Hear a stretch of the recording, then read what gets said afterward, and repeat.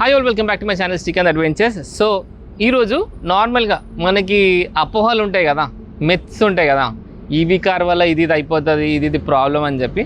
So అవి clear చేయడానికి ఈ వీడియో అనమాట.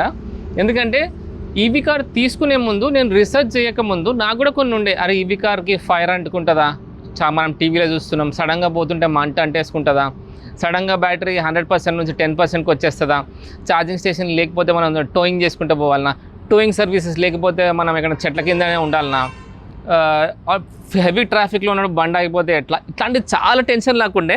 సో నేను ఏం చేసిన, ఫస్ట్ నేను రీసెర్చ్ చేసిన. నేను రీసెంట్గా మా ఫ్రెండ్ అడిగితే, లేలే ఈవీ కారు చాలా డేంజర్, అది ఎక్కడ మంట అంటుకుంటుందో తెలియదు మనకి, చాలా డేంజర్, రిస్క్ ఎక్కువ, నేను బాగా తిరుగుతా, సడన్గా ఎక్కడైనా బ్యాటరీ డౌన్ అయిపోతే 100 నుంచి 80 లేకపోతే 20%కి వచ్చేస్తే నాకు ప్రాబ్లం అవుతుంది అని కొన్ని ఇవి ఉన్నాయన్నమాట, అపోహలు ఉన్నాయి. సో నేను వాటి గురించి ఈ వీడియోలో మాట్లాడకపోతున్నా. Okay, let's start the video. So నేను ఈ మిత్ గురించి చెప్పే ముందు ఒక చిన్న పాయింట్ చెప్తాను అనమాట. అంటే మనం ఎట్లా అంటే, లెట్స్ సే నేను ఒక కంపెనీ స్టార్ట్ చేసిన, నాది ఒక ప్రోడక్ట్, ఒక మొబైల్ ప్రోడక్ట్ అనుకుందాం, 1,00,000 ఐటమ్స్ నేను ప్రొడక్షన్ చేసిన, కొత్త లాంచ్, అసలు మొబైల్ ఈ బ్రాండ్ లో అసలు లేనే లేదు, కొత్త ఐటమ్ లాంచ్ చేసిన, 1,00,000 ఐటమ్స్ ప్రొడక్షన్ చేసిన, మార్కెట్ లోకి వదిలేసిన. 1,00,000 అంటే 1,00,000 ఐటమ్స్ లో ఒక 5 ఐటమ్స్ కాలిపోయినాయి అనుకుందాం. ఛార్జింగ్ పెట్టినప్పుడు లేకపోతే ఏదో యూజ్ చేస్తున్నప్పుడు కాలిపోయింది అనుకుందాం. ఇప్పుడు నా 1,00,000 ఐటెంలో ఒక 5 ఐటమ్స్ డ్యామేజ్ అయితే నాది ఫెయిల్యూర్ కాదు, సక్సెస్సే.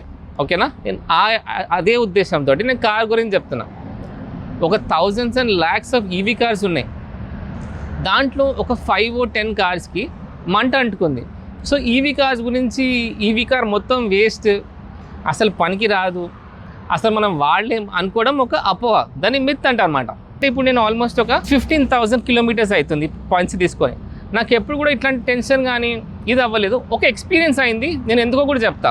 మోస్ట్లీ మనం రోడ్ మీద బండి అయిపోయింది, టోయింగ్ వెహికల్ తీసుకొని పోతుంది, అది ఎందుకు జరుగుతుంది అంటే, ప్రాపర్ రీజన్ చెప్పాలంటే, it because of bad planning అనమాట. ఈవీ కార్ అనేది, నేను ఒక హిందీలో ఒక ట్యాగ్ లైన్ విన్నా, ప్లానింగ్ రోడ్ पे नहीं రస్తే पे नहीं घर से होना चाहिए అని ఒక డైలాగ్ ఉందన్నమాట. అంటే మన ప్లానింగ్ అన్నది రోడ్ మీదకి వచ్చినాక కదా, ట్రిప్ మధ్యలో కాదు, ఇంట్లోకి వెళ్ళి స్టార్ట్ అవ్వాలి. సో నేను ట్రిప్ స్టార్ట్ అయ్యే ముందే కొన్ని యాప్స్ ఉన్నాయి, వోల్ట్రాన్ కానీ, టాటాది ఈవీ ఛార్జింగ్ యాప్ కానీ, టాటా ఇంకోటి జియో బీపీ, అట్లాంటి కొన్ని అప్లికేషన్స్ ఉన్నాయి. దాంట్లో మీరు ఓపెన్ చేయగానే ప్లాన్ యూ ట్రిప్ అనే ఆప్షన్ ఉంటుంది. ప్లాన్ యూ ట్రిప్ మీద కొట్టంగానే స్క్రీన్ మీద మీరు ఎక్కడికి పోవాలనుకుంటున్నారో, మీ డెస్టినేషన్ ఏంటని అడుగుతుంది. Destination, me starting point and destination, అంటే లొకేషన్ ఇంకా డెస్టినేషన్ రెండు సెలెక్ట్ చేస్తే ఆ రూట్లో ఎన్ని ఛార్జింగ్ స్టేషన్స్ ఉన్నాయి, లెట్స్ సే 5 or 10 ఉంటుంది, అది మళ్ళీ కింద చెప్తుంది. 10 కిలోమీటర్స్లో ఉంది, 60, 50, 100, 300 కిలోమీటర్స్ ఒకటి ఉందని చెప్తుంది. సో మన ప్లాన్ ఏంది, వెళ్ళేటప్పుడు నేను లాస్ట్కి 300 కిలోమీటర్స్ నా రేంజ్ కదా, నేను 250 కిలోమీటర్స్ వచ్చినప్పుడు ఆ లాస్ట్ దాంట్లో ఛార్జింగ్ చేసుకుంటా అంటే అది రాంగ్. ఎందుకంటే ఆ యాప్ని నమ్ముకొని, ఆ ఛార్జింగ్ స్టేషన్ నమ్ముకొని మీరు 250 కిలోమీటర్స్ పోయినాక ఆ ఛార్జింగ్ స్టేషన్ బంద్ అవ్వడము, పవర్ కట్ అవ్వడము, లేకపోతే అది ఈ కేబుల్ పని చేయకపోవడము, ఏదో ఒక ఇష్యూ ఉంటే ఆ 20 కిలోమీటర్స్ తోటి మీరు నెక్స్ట్ స్టేషన్కి పోలేరు. సో అందుకే నేను ఏం చెప్తానంటే, ఇప్పుడు నేను కూడా ఏం చేసిన, నేను పోవాల్సింది జువెల్దీన్, ఆల్మోస్ట్ 450 కిలోమీటర్స్ హైదరాబాద్ నుంచి. అయితే నాకు ఇప్పుడు 300 కిలోమీటర్, ఇది రేంజ్ 300, ఇప్పుడు 300 కిలోమీటర్స్లో ఒక ఛార్జింగ్ స్టేషన్ ఉంది, కానీ నేను అక్కడ పోయి నేను పెట్టుకోవచ్చు, కానీ అది రాంగ్. అది ఎందుకంటే ఇప్పుడు నేను అక్కడ పోయినాక పవర్ కట్ ఉంది, లేకపోతే ఏదో ఇష్యూ ఉంది అక్కడ నుంచి మళ్ళీ ఇంకో స్టేషన్కి నేను పోలేను. సో ప్రాపర్ ప్లానింగ్ ఉండాలి. మంచి అప్లికేషన్స్ ఉన్నాయి, కావాలంటే నాకు DM చేయండి, ఇన్స్టాగ్రామ్ శ్రీకాంత్ అడ్వెంచర్స్, లేకపోతే కామెంట్ సెక్షన్లో చేయండి, నేను మీకు హెల్ప్ చేస్తాను అప్లికేషన్స్ ఏమేమి ఉన్నాయని చెప్పి. దాన్ని బట్టి ట్రిప్ ప్లాన్ చేసుకొని పోతే బ్యూటిఫుల్గా ఉంటుంది. సో నేను ఆల్మోస్ట్ ఒక 40% అయింది అది ఛార్జింగ్, ఇప్పుడు పెట్టేసిన 300%, 300 రేంజ్ ఉంటుంది. నెక్స్ట్ నేను బేఫికర్గా బిందాస్గా పోవచ్చు, ఇట్లా ఆడుకుంటా పాడుకుంటా, స్పీడ్ కొంచెం మీద కింద చేసుకుంటూ పోవచ్చు, ఏసీ వేసుకుంటాం.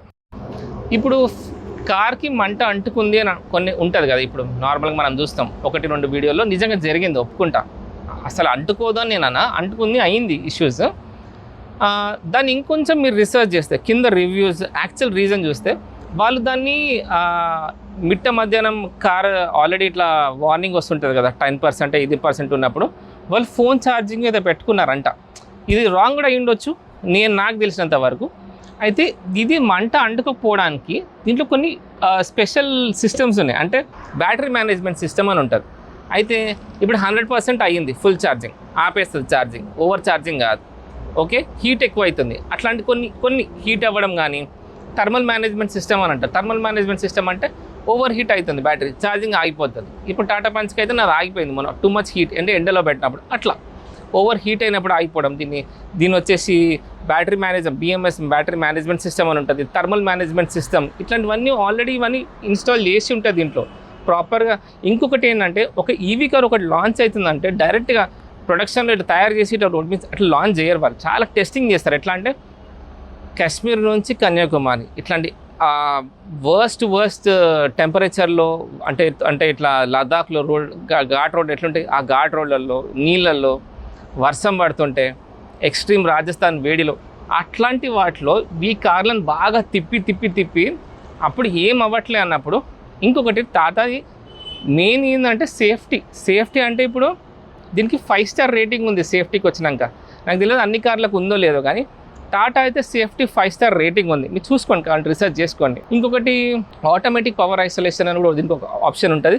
దాని గురించి మీరు కొంచెం గూగుల్లో చేసి సర్చ్ చేయండి. BMS battery management system, thermal management system, ఇంకా ఆటోమేటిక్ పవర్ ఐసోలేషన్, ఇవన్నీ టర్మ్స్ ఉన్నాయన్నమాట. వీటి గురించి ఇన్ డీటెయిల్గా నేను నెక్స్ట్ వీడియోలో చెప్తాను. ఇప్పుడు వీటి గురించి నేను డీటెయిల్గా చెప్తే వీడియో చాలా లెంతీ అయిపోతుంది. కానీ నేనేం చెప్తున్నానంటే ఇది వెల్ టెస్టెడ్ ఐటమ్, చాలా టెస్టింగ్ చేసి లాంచ్ చేస్తారు. మనం ఊరికే భయపడకుండా ఒకసారి ఒక టెస్ట్ డ్రైవ్ ఇవ్వండి. ఇంకా కొన్ని అపోహలు ఎట్లా అంటే బ్యాటరీ రీప్లేస్మెంట్ అవ్వదు అసలు, అంటే బ్యాటరీ రీప్లేస్మెంట్ చేయడం వల్ల చాలా కాస్ట్లీ, లేకపోతే ఫుల్ అమౌంట్ ఇవ్వాలా అంటే. ఇప్పుడు ఆల్రెడీ ఇండియాలో కొన్ని ఆప్షన్స్ వచ్చేసినాయి. ఇప్పుడు 5 to 7 lakhs కాకుండా కొంచెం తక్కువ బడ్జెట్లో కూడా బ్యాటరీస్ వస్తున్నాయి.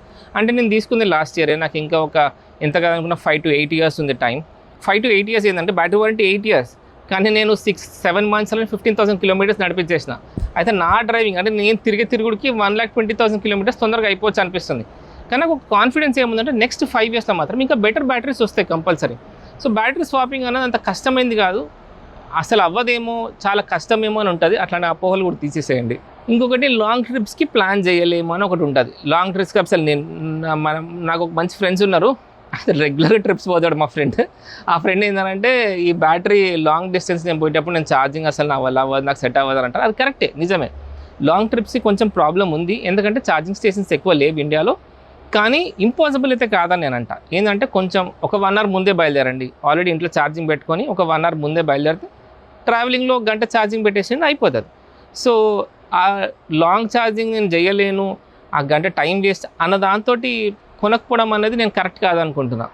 ఇంకొకటి అందరూ ఏమనుకుంటారంటే ఈవీ కార్ ఛార్జింగ్ చాలా ఎక్స్పెన్సివ్ అని అనుకుంటారు. అది రాంగ్. ఎందుకంటే ఈవీ కార్ ఛార్జింగ్ ఇంట్లో పెట్టుకుంటే టైం కన్జ్యూమింగ్, నేను ఒప్పుకుంటా, ఒక 13 to 14 hours పడుతుంది ఫుల్ ఛార్జ్ అవ్వడానికి, కానీ జస్ట్ 350 rupees పడుతుంది.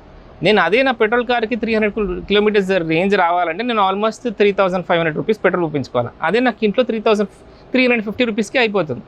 సో ఇదనమాట ఛార్జింగ్ చాలా ఎక్స్పెన్సివ్ అని.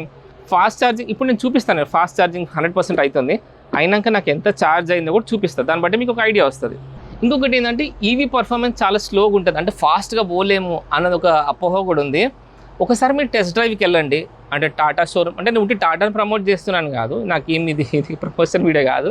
సో టాటానే కాదు, ఫర్ ఎగ్జాంపుల్ టాటా ఉండొచ్చు, ఎంజీ వాళ్ళది ఈవీ కార్ వచ్చింది, ఇంకా చాలా బ్రాండ్స్ వచ్చేసినాయి, నేను అన్నిటి కూడా చెప్పట్లేదు, నేను వాడేది ఇది కాబట్టి ఇది చెప్తున్నా. నియరెస్ట్ టాటా షోరూమ్కి వెళ్ళేసి ఒక టెస్ట్ డ్రైవ్ ఇవ్వండి, నడిపించి చూడండి. అసలు మీకు స్పోర్ట్స్ మోడ్లో వేసి ఒకసారి ఫాస్ట్గా నడిపించి చూడండి, మీకు అర్థమవుతుంది అసలు పర్ఫార్మెన్స్ ఎట్లుంది, స్పీడ్ ఉందా, పికప్ ఉందా, టార్క్ ఉందా లేదా అని మీకు అర్థమవుతుంది. మీరు నడిపేక ముందే అది ఈవీకి పర్ఫార్మెన్స్ ఉండదు, పికప్ ఉండదు అనుకుంటే అదొక అపోహనే. ఇంకొకటి వర్షాకాలంలో కార్ని తీస్తే, ఈవీ కార్ని నేను వర్షాకాలంలో బయటికి తీస్తే ఖరాబ్ అవుతుంది అని ఒక పాయింట్ ఉంది. అయితే నేను ఇప్పుడు అది యాక్చువల్గా రాంగ్ ప్రూవ్ చేద్దామని నేను ఇప్పుడు వస్తున్నాను, హైదరాబాద్ నుంచి జువెల్దీన్ పోతున్నా. వర్షాకాలం ఇప్పుడు ఆల్రెడీ వచ్చేటప్పుడు వర్షం పడుతుంది హెవీగా కాదు, డ్రిజ్లింగ్ అవుతుండే. చూద్దాం, ఏదైనా హెవీ వర్షం పడేటప్పుడు చూపిస్తా. ఇది ఆల్రెడీ వెల్ టెస్టెడ్ కార్ అని నేను చెప్తున్నాను కదా ఎక్స్ట్రీమ్ కండిషన్స్లో. సో చాలామంది అనుకుంటారు వర్షాకాలంలో ఈవీ కార్ ఖరాబ్ అయిపోతుంది, బ్యాటరీ ఖరాబ్ అవుతుంది, లోపల వాటర్ వెళ్ళిపోతుంది అని. లోపలికి వాటర్ పోవడానికి ఛాన్స్ లేదు, ఎందుకో నేను మీకు చూపిస్తాను. ఫస్ట్ ఆఫ్ ఆల్ ఇది ఒక కవర్ ఉంది, ప్రాపర్గా క్లోజ్ అవుతుంది. ప్లస్ అదే కాకుండా ఇంకా ఈ ప్లాస్టిక్ ఇది ఉంది కదా, ఈ క్యాప్ కూడా ఇచ్చింది అనమాట, అది ప్రాపర్గా లోపలికి పోతుంది. సో దీని లోపలికి వాటర్ పోయే ఛాన్స్ లేదు. మాన్యువల్ కారు వర్షంలో పోతున్నప్పుడు వెనక ఏముంటుంది, దాని ఎగ్జాస్ట్ ఉంటుంది కదా, ఎగ్జాస్ట్కి వెళ్ళి వాటర్ పోతే కార్ అయిపోతుంది. కానీ దీనికి ఎగ్జాస్టే లేదు కదా, ఎండిపోతుంది వాటర్. సో ఖరాబ్ కాదు. నేను ఆల్రెడీ వాటర్ తీసిన, మా కాలనీలో వర్షానికి వాటర్ ఫుల్ అయింది, నీ వరకు వాటర్ ఫుల్ అయింది. సో ఆల్మోస్ట్ డోర్ హైట్ వరకు వాటర్ వచ్చింది, కానీ బ్యాటరీకి ఏం కాలేదు. ఎందుకంటే బ్యాటరీకి ఆల్రెడీ ఒక సేఫ్టీ ప్రొటెక్షన్ లేయర్ ఉంటుంది మంచిగా ప్రాపర్గా. సో వాటర్ దాన్ని డ్యామేజ్ చేయదన్నమాట. ఇంకొక చిన్న అపోహ ఏంటంటే లాస్ట్కి నేను ఏసీ వేసుకుంటే, ఫర్ ఎగ్జాంపుల్ నేను ఫుల్ ఛార్జింగ్ పెట్టుకున్నా 100% ఛార్జింగ్ పెట్టుకున్నాక ఏసీ వేసుకుని నేను ఒక ట్రిప్కి వెళ్తే 40 to 50% ఏసీ తినేస్తుంది అంటారు. కాదు, అది రాంగ్. నేను ఇంకొక వీడియో చేస్తా, దాంట్లో నేను లాంగ్ డిస్టెన్స్ ప్లాన్ చేస్తా, ఏసీ వేసుకొనే పోతా, మీరు చూడండి. దానివల్ల ఏం కాదు, ఒక 1 అవర్కి మీకు హార్డ్లీ 10 to 30 రూపీస్ ఖర్చు పడుతుంది, అంతే అవుతుంది. ఛార్జింగ్ ఎక్కువ అవ్వదు కాబట్టి మీకు ఖర్చు అంత ఉండదని చెప్తున్నా. సో అది కూడా ఒక అపోహ, అది కూడా తీసేయండి. ఇంకొకటి ఫాస్ట్ ఛార్జింగ్. ఈవీ కార్ని ఫాస్ట్ ఛార్జింగ్ పెడతాం కదా, అంటే ఇట్లా హైవే పైన. సో అది కార్ని డ్యామేజ్ చేస్తుంది, లేకపోతే మంట అంటుకుంటుంది అని నేను మీకు ఆల్రెడీ పైన చెప్పిన. దీంట్లో కొన్ని BMS సిస్టమ్ అవన్నీ ఉంటాయి, థర్మల్ మేనేజ్మెంట్ సిస్టమ్ ఇవన్నీ ఉన్నాయి కదా. సో ఈ సిస్టమ్ ఆల్రెడీ ఇన్నేబుల్ అయినాయి కాబట్టి ఫాస్ట్ ఛార్జింగ్ చేస్తే ఇది ఖరాబ్ కాదు. కానీ ఒక పాయింట్ ఏంటంటే, ఓవరాల్గా నేను ఇప్పుడు 1 year మొత్తం ఫాస్ట్ ఛార్జింగ్ పెడితే ఒక 1 year తర్వాత నార్మల్గా 2-3% తగ్గే బ్యాటరీ ఇది ఒక 5% తగ్గొచ్చు, అది అవుతుంది కంప్లీట్. కానీ నేను ఇయర్ మొత్తం, నేను అందుకే చెప్తున్నా, ఇయర్ మొత్తం ఫాస్ట్ ఛార్జింగ్ పెట్టొద్దు. ఫాస్ట్ ఛార్జింగ్ అనేది ఓన్లీ ఎమర్జెన్సీ. ఇప్పుడు నేను ట్రిప్కి పోతున్నా, స్లో ఛార్జింగ్తో నేను డే అంతా కూర్చోలేను కాబట్టి అప్పుడు నేను ఫాస్ట్ ఛార్జింగ్ పెట్టుకోవాలి. ఫాస్ట్ ఛార్జింగ్ అనేది ఓన్లీ ఎమర్జెన్సీలో, స్లో ఛార్జింగ్ అనేది ఎవ్రీడే చేయాలి. అయితే ఇంకొకటి, ఇప్పుడు మొబైల్స్లో కూడా ఫాస్ట్ ఛార్జింగ్ పెట్టుకుంటే ఇయర్ బై ఇయర్ కానీ దాని బ్యాటరీ కెపాసిటీ తగ్గుతూ ఉంటుంది. ఐఫోన్ యూజర్స్కి ఇది మంచి కనెక్ట్ అవుతారు. Year by year battery capacity తగ్గిపోతూ ఉంటుంది పర్సంటేజ్. అట్లా అని చెప్పి మనం ఫోన్ కొనడం మానేస్తామా? మానేయలేం. కానీ అంటే మనం ఏం చేయవచ్చు అంటే, పర్సంటేజ్ తగ్గకుండా కొన్ని స్టెప్స్ ఉంటాయి, ప్రికాషన్స్.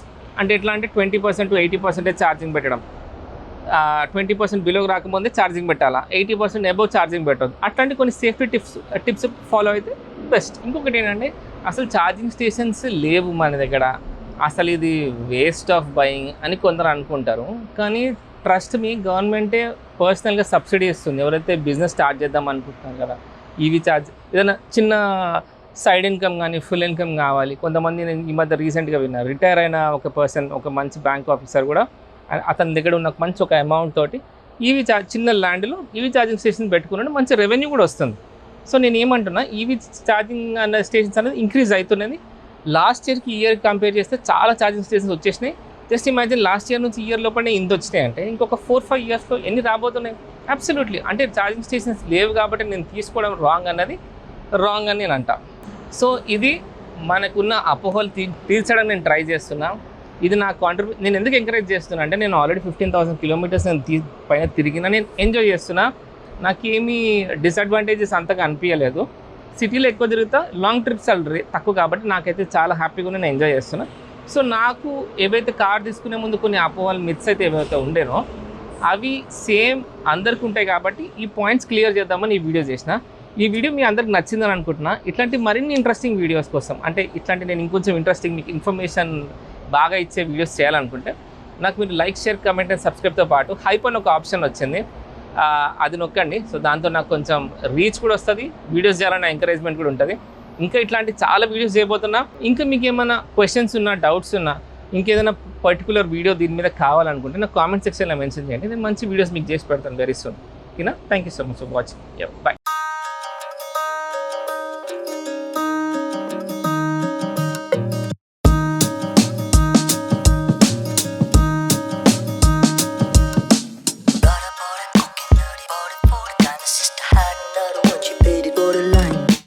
버릇 버릇 코끼리